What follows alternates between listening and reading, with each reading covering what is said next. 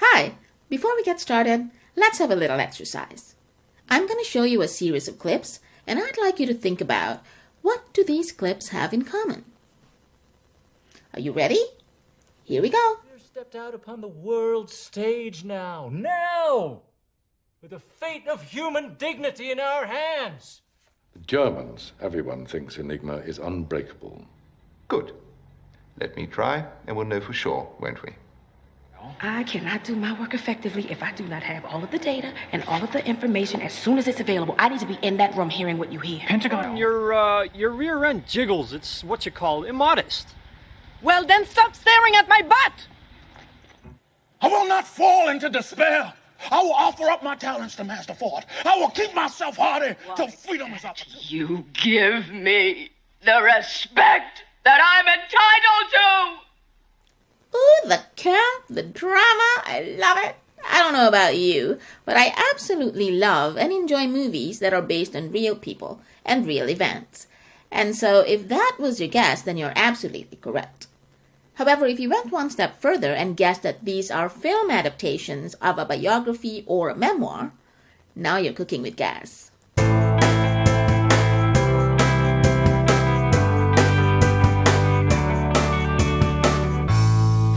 Nika, and welcome to our presentation on the biography and memoir genre. Hollywood is notorious for taking artistic license when it comes to adapting the source material, which is why I like to go straight to the source and read the book itself. The truth is much, much stranger and way more fascinating than fiction. So let's get started.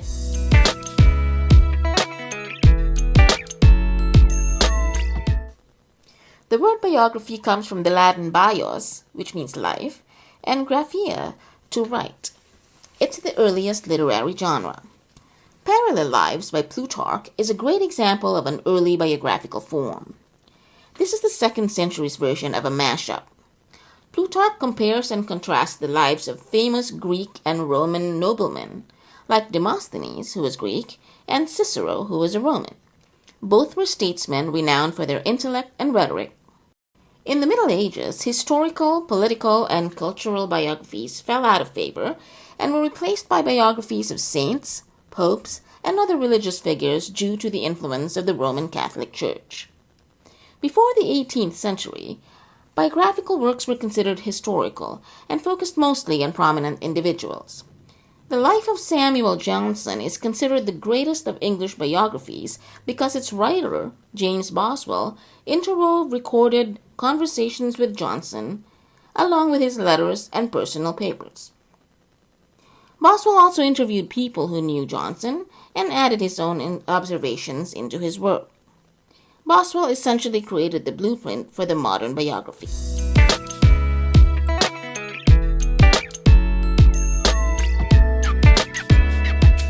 When people who read for pleasure say they prefer nonfiction, they're likely referring to biographies or memoirs. They are the most popular types of nonfiction and are sometimes referred to as life stories. David Carr, a prominent scholar, considers biography and memoir forms of crafted truth.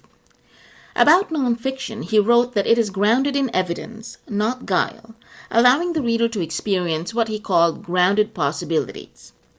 It is crafted to communicate accurate images to the reader so that the reader might in turn craft more complex understanding of lived experiences. There are 3 major qualities of this genre according to David Carr, and they are: number 1, first-hand knowledge. Biographies and memoirs contain confirmations of memories and explore situations we cannot enter. They also provide a connection to a time and place that we cannot experience directly. The genre provides context for historical events, scientific discoveries, or cultural touchstones. Number 2, recognizable behaviors. Because the characters are real people and real people are complicated, the characters can and do behave ambiguously. There will be gray areas because life stories are all about exposing universal truths about the human condition on a personal scale. Number 3, multiple perspectives. This is especially true for biographies, which use documentation, insider accounts, and human informants to form the basis of the narrative. And the author's main goal is to engage and inform the reader. There's an inherent trust when it comes to reading nonfiction. We trust the author to know and to understand what they're writing about, which means when we read a biography or a memoir, we trust that the writer is telling the truth. That can get a little tricky, especially when it comes to memoir, but more on that later. So what's the difference between a biography, an autobiography, and a memoir? For a quick overview, here's Julie Broad, the author and founder of Book Launchers. A memoir is a story written by the subject of the book, but it's told with the emotional implications of what happened more than the emphasis on the events that are told. An autobiography is also written by the subject of the book, but it's focused more on the events of the life. A biography is written by someone other than the subject, and while the subject may be interviewed for it, it's usually written using sources like interviews, news articles, and other accounts of the events around that story.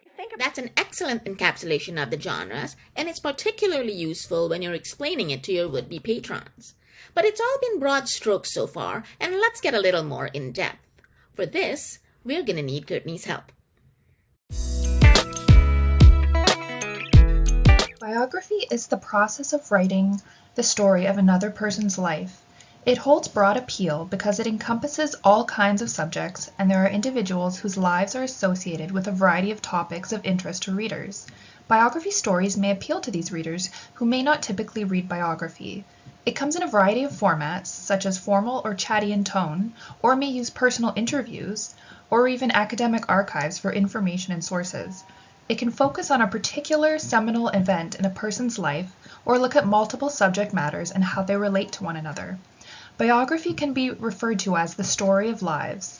Many readers flock to works put out by a certain biographer because of their veneration of their writing style, their popularity, etc., and will read works of any subject by them.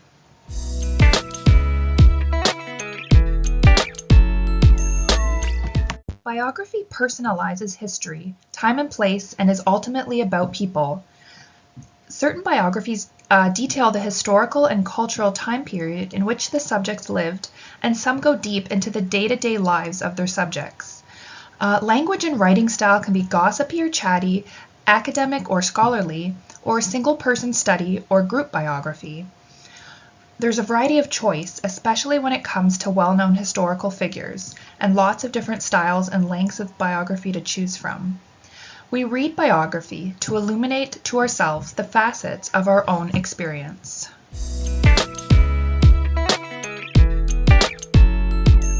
Subgenres of biography can include political leaders, and these types of biographies are usually character studies of political leaders and figures, although they may include details about the historical time period and other cultural details. They tend to be long, detailed works, well-written, and written to attract non-scholarly readers as well. There's science biography as well, which focuses on scientists and discoveries by scientists. They provide detailed and gripping characterizations and interesting little-known facts about the subjects. They also include details of scientific observation, discoveries, and experiments. Readers who are interested in this subcategory may also be interested in general works of science nonfiction. Artists, entertainers, and writers are the creative biographies for readers seeking creative inspiration and the life stories of entertainers or famous musicians and artists. Themes often include how these creative types have suffered for their art, and this subgenre is more comprehensive and sympathetic than gossipy. They feature complex characterizations and those who have led more challenging lives. It can include a standard chronological format or portions of the subject's creative life. Sports biographies are about famous athletes or well-known competitors. They're similar in style to adventure stories where the athlete is portrayed as a larger-than-life hero. Writing is typically action-oriented and is quite distinctive in style. Expert or professional biographies are biographies of those who have lived groundbreaking lives or who are experts in their respective but less followed professions. The subgenre features biographies of those best known for their career accomplishments. An appeal for this genre is character development, a sense of adventure, and of pushing boundaries and forging a new path in a certain field. Changemakers and activists are about historical figures who have sought to make a positive difference in the world. Readers choose these biographies to feel inspired, to learn about fascinating and accomplished people, and to learn life lessons from them. They're about people who have stood up for what they believe in and have made change, and they emphasize character and story. Historical biography includes personal details of the subject as well as historical details and descriptions. They're written about those who remain noteworthy for both their achievements and their staying power across the ages. The setting, including time and place, is important in these works as it remains a large part of the story. In buddy and group biographies, character-driven stories of multiple subjects and the relationship between the subjects is key. The focus is on the relationship to and the effect on one another over providing a chronology of the subject's life, and these biographies appeal to a wide readership. Celebrities and superstars biographies are written to provide an inside scoop on popular or well-known celebrity figures. They're pure pleasure read, often light and easy to read. The appeal is the subject of the title: cultural icons, rock stars, or movie stars. They're good books for those new to biography or who do not usually pick up a biography title. It's important to remember that there are two types of biographies, authorized and unauthorized. With an authorized biography, you can expect serious, balanced reportage. Pick up an unauthorized title, and you might be in for a gossipy old time. Now, if that's what your reader is looking for, perhaps a memoir or an autobiography is more their bag. But is there a difference? And if so, how can you tell?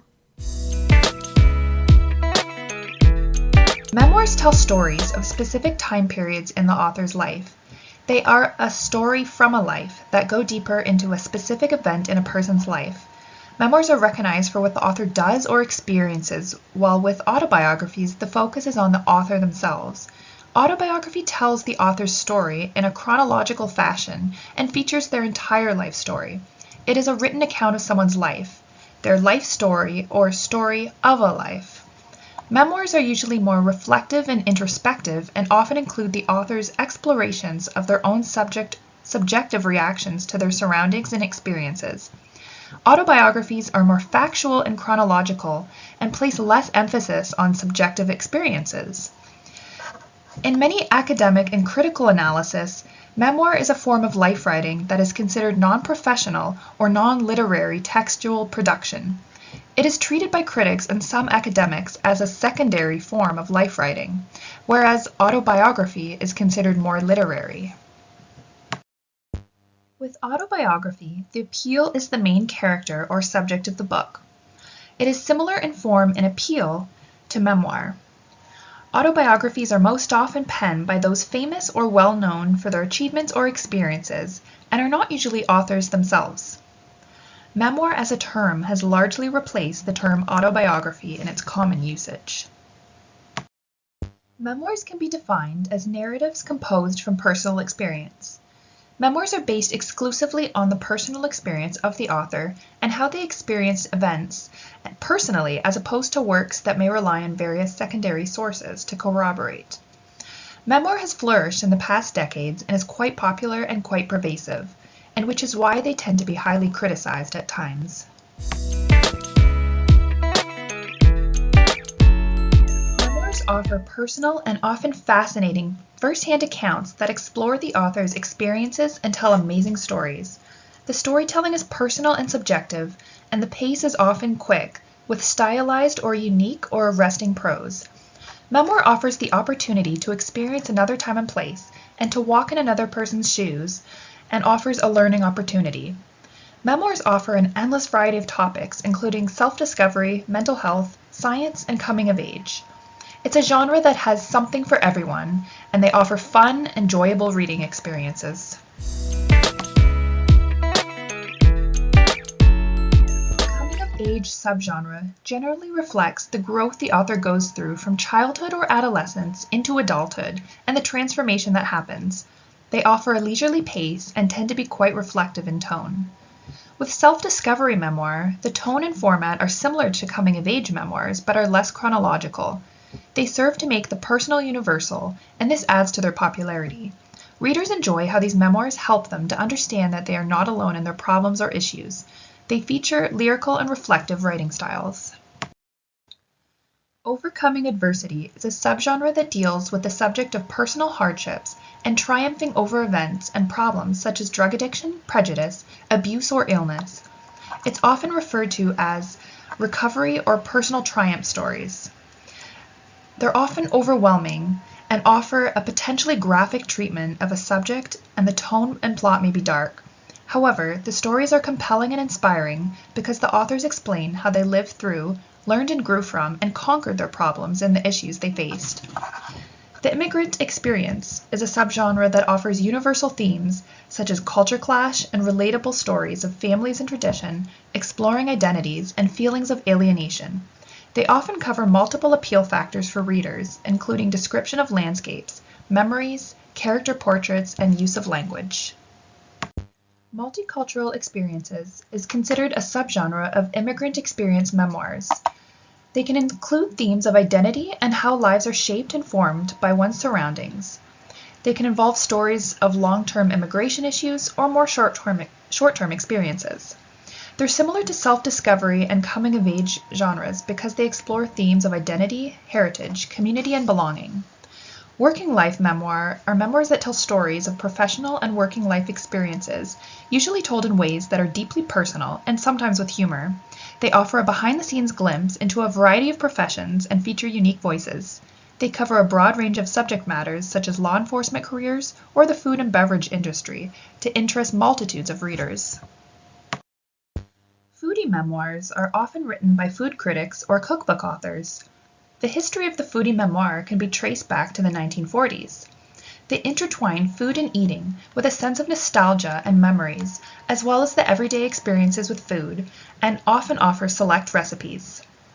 Humorous memoir is a subgenre written by those who find the humor in mundane, everyday experiences and bring them to life through imagery, language, and tone. The subject matter is varied and can include subjects such as personal relationships, health issues, profession, or love and dating. Characteristics of this subgenre include a fast pace, and they are always funny. Testimony memoir is a type of writing about one's life. Testimony uses personal experience as a way to obtain awareness of an injustice in the public sphere. In Canada, Aboriginal authors have used this form of writing to recount narratives around residential schools. It's also used by other marginalized people to recount stories of private trauma that are indicative of broader social issues. Graphic memoirs are considered a subgenre of graphic novels. They are autobiographical stories that portray a narrative through the use of comics or graphic art, and they show rather than tell a story. They usually focus on specific events, relationships, or periods of time in the author's life. They will appeal to readers of comics or graphic novels, and can be used as a way to introduce graphic novels to new readers because of their more accessible or relatable subject matter. Earlier, I said that the truth is a particularly sticky wicket, especially when it comes to memoir, and that's because of who is behind the creation of the work. This is just one of the challenges that the genre has. Some memoirs turn out to be untrue or more fictional than factual. There's a blurred distinction between memoir and novels and how the truth gets bent or even made up. At some point, the creative impulse may compromise or even negate a narrative's nonfiction status. For example, James Frey's hugely popular memoir, A Million Little Pieces, tells the story of his issues with substance abuse and his eventual recovery. It was revealed to be mostly a work of fiction that Frey had tried initially to sell to publishers as a fiction novel without success. Another example is Canadian novelist Frederick Philip Grove's 1946 autobiography, In Search of Myself. It was well received and won the Governor General's Literary Award for Nonfiction, but it was later revealed that the details in the autobiography were fabricated. Ultimately, you must let the reader decide to what degree accuracy is important to them. Biographies are usually adult-oriented and may contain mature content. Some subgenres can be realistic, gritty, and feature dark, heavy themes that are not suitable for children.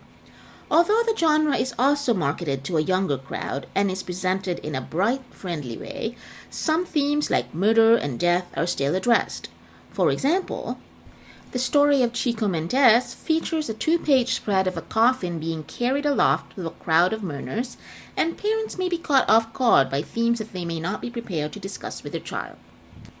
There are no fantastical elements in the genre. Especially for a younger audience, this may come across as dry. The breadth of the genre can also make it hard to choose a specific title, and because of its variety, books are not always located in the same section of the library.